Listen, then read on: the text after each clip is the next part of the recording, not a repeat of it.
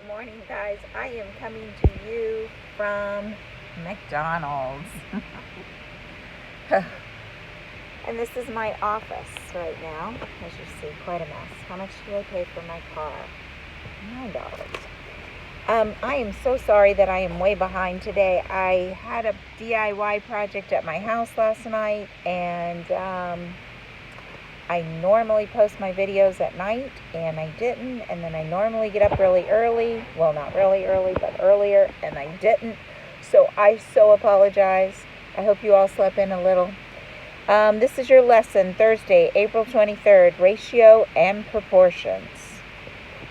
All right, so let's talk about a few definitions. And remember, you can always pause and write all this down.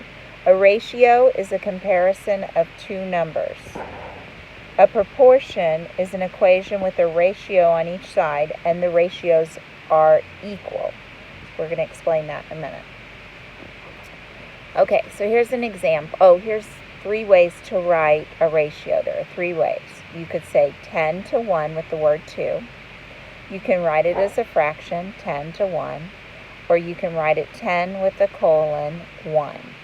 My favorite way is this one right here because it looks like a fraction. Well, it is a fraction, and that way it'll help you remember, oh, I've got to reduce, because you do need to reduce your ratios. So we're going to talk about that in a second. Okay.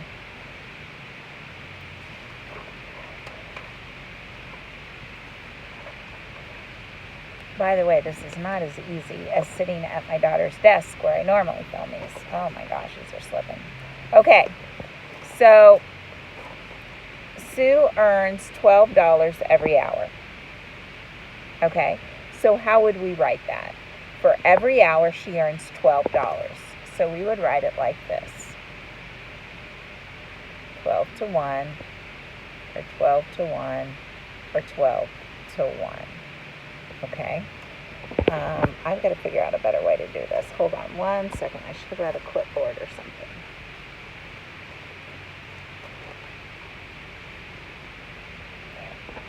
Okay, on a field trip, there are 2 adults for every 15 children. Now, one thing we need to talk about, whatever comes first needs to be written first. Look at this one back here. Sue earns $12 for every hour. I meant to write the word for. All right, I can't say 1 to 12 because that's putting the hour first. I have to write my ratio in the order that it is written in the sentence. So Sue earns $12, that needs to be first. On a field trip, there are 2 adults, that needs to be first. So it would be 2 adults for every 15 children. Now, the sentence could have said, for every 15 children, there are 2 adults. If that was the case, the numbers would have been flipped. But you do need to write your numbers in the order that the sentence or that the question asked. All right. So how would you write this? There are 4 females for every 10 males in math class. Go ahead and take a minute and write that down. Okay, so hopefully you wrote, there are 4 females for every 10 males. You can, if you want, just to make a little note, and we'll do that more when we do proportion part. You could do that. Now, that's right, but it's not complete. Look at this right here. Okay, here's our 4 females. Here's our 10 males. So right now we have 4 to 10. By the way, females were written first in our sentence, so I wrote 4 first. And then the males were written second, so I wrote the males next. Trying to find it. 4 females were first, 10 males. All right, now, whoops. The problem is that would not be your final answer. Why? Because I can reduce. Think back to our fraction days. I can divide both of them by 2. 4 divided by 2 is 2. 10 divided by 2 is 5. So really, for every 2 females, there are 5 males. Well, let's see if that's true. And please forgive me for this terrible presentation. I promise I will be better prepared tomorrow. Oh, and of course my battery is dying on my phone. Oh my gosh, this is a comical of errors today. Hey, by the way, there have been so many Uber Eats people pull in and leave here. Man, it's the job to have. Okay, so look here. I have my 4 females, my 10 males. Well, we said that really it's 2 to 5. So let's see if I can do this without these papers sliding. Here's 2 females, and I'm going to count down 1, 2, 3, 4, 5 males. Okay, look, here's 2 females left, and there's 1, 2, 3, 4, 5 males. So that's true. For every 2 females, there's 5 males in the class. All right, here, I want you to try this one. If I mix 2 cups of sugar to 12 cups of water for lemonade, what is the ratio of sugar to water to make my lemonade? Go ahead and do that. And remember, if you can reduce, you need to reduce. Okay, so I'm assuming you paused it, you tried it. So let's see what we have. We have 2 cups of sugar, that has to go first, to 12 cups of water. Now, can that be reduced? Yes, they both can be divided by 2. So really, I have a 1 to 6 ratio. For every cup of sugar I put in my lemonade, I need to make sure I put in 6 cups of water. What if I put in 3 cups of sugar? How many cups of water would I put in? So if I take that ratio and change it from 1 to 6, still using the ratio 1 to 6, but if I put 3 cups of sugar, how much water would I have? Well, if this was a 3, I would have times 1 times 3 to get there. So 6 times 3 would have given me 18. Let's see what happens when I reduce it. They both can be divided by 3.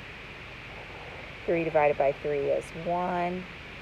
18 divided by 3 is 6. Every single time it should reduce down to a 1 to 6 ratio. Let's say I did 4 cups of sugar and 24 cups of water. Well, they both can be divided by 4. Guess what? 1 to 6. Otherwise, my lemonade's not going to taste right if I use some different ratio. 1 cup of sugar to 6 cups of water. All right. Here's one for you to try. A store sold 48 shirts and 36 pants. What is the ratio of shirts to pants? Go ahead and try that. Remember to reduce when you can. Press pause, and I'll see you back here. Okay, so I'm hoping you press pause and you wrote this out. 48 and 36. Now, what can they both be reduced by? Well, some of you are going to say 12, and some of you are going to say 2, and you're right. You can reduce by 2. You can cut these in half. That would be 24, and that would be 18, and there's nothing wrong with that. Some of you might have seen that you can divide by 12. 48 divided by 12 is 4. 36 divided by 12 is 3. So for every 4 shirts they sold in the store, they sold 3 pairs of pants. Now, one thing I want to stress to you on this is if we were in fraction land, this would be called an improper fraction, and I would tell you need to reduce it, because 3 will go into 4 one time, and you'll have 1 left over. So if we were in fraction land, this would be the way we would write that. But we are not going to write that way in ratios and proportions, because we need to compare 2 numbers. Down here, we don't have 2 numbers. Here we have, for every 4 pairs of pants they sold, or 4 shirts they sold 3 pants. So for every 4 shirts, they sold 3 pants. Back to the lemonade. For every 1 cup of sugar, it was 6 cups of water. So that's why we need to keep it that way.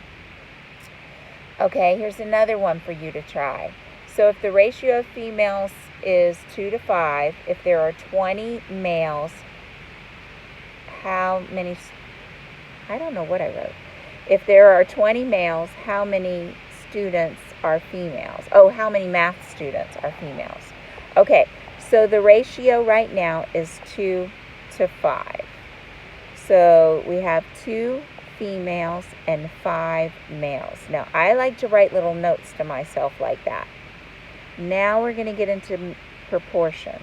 So we're going to have, remember the definition, 2 ratios.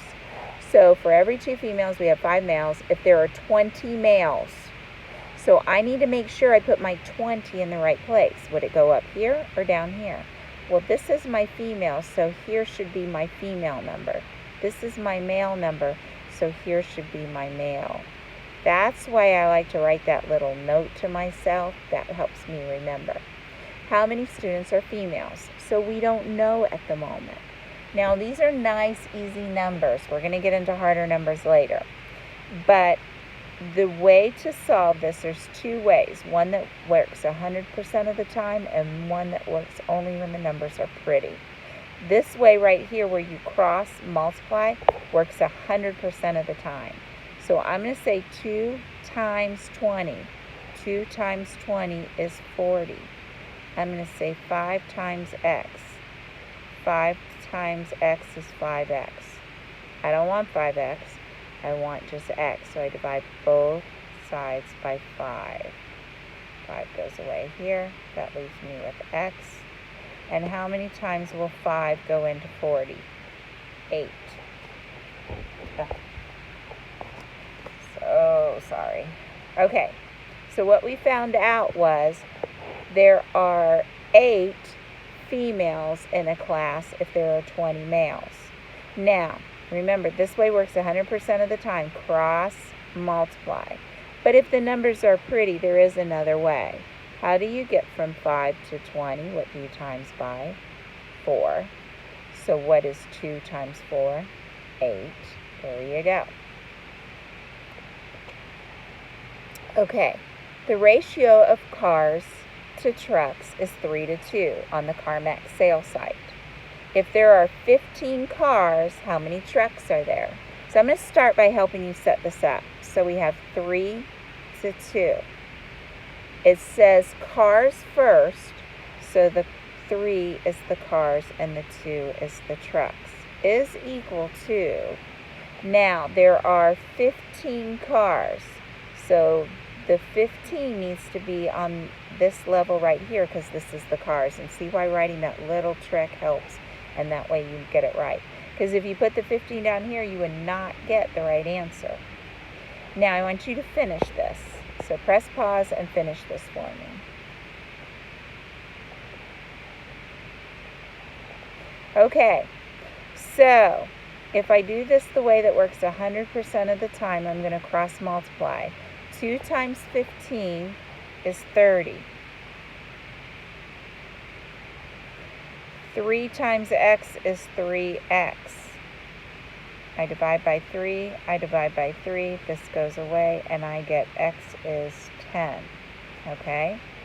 Now, if I do that way that works some of the time when the numbers are pretty, oh my gosh, let me see if I can do this like this. Why didn't I think of this a long time ago? So much better. Okay, 3 times what gets me to 15? 5. So 2 times 5 gets me to 10. I got the answer either way. But remember, this cross multiplying will work 100% of the time. All right. So here's one. I average 60 miles per hour when I drive to my sister's house. If the drive is 300 miles, how many hours will it take me? Solve that one for me. I'm going to give you a hint. You don't have to really do the ratio and proportion.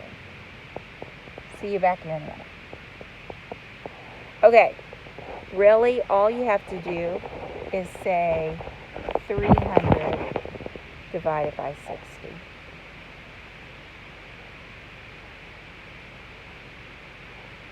That's really all you have to do. It would take me 5 hours to get to my sister's house. Maybe I should go a little faster. Okay, here's one for you to try. 3 out of 5 students are females. What is the ratio of male students?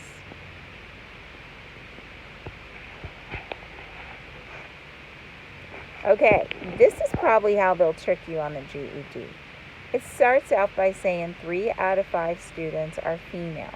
So that means there are 3 females, not for 5 males, but for the total of 5 students. That's my total. Now the question is, what is the ratio of male students? Well, if there's 3 females out of a room that have 5, that means 2 of them are not females. So we're going to say 2 are males. So really, it's 2 out of 5. That would be my final answer. Okay, so here's what I'm going to say to you. Please forgive me for my chaotic video. I'm supporting McDonald's. Come see them. I know that they think I'm weird sitting out here doing this video. I've had several people look at me. Oh well, who cares? They have the best Wi-Fi in my St. Cloud area where I live. So that's why we're using them today. I will be putting the quiz up for you in just a minute. Have a good day.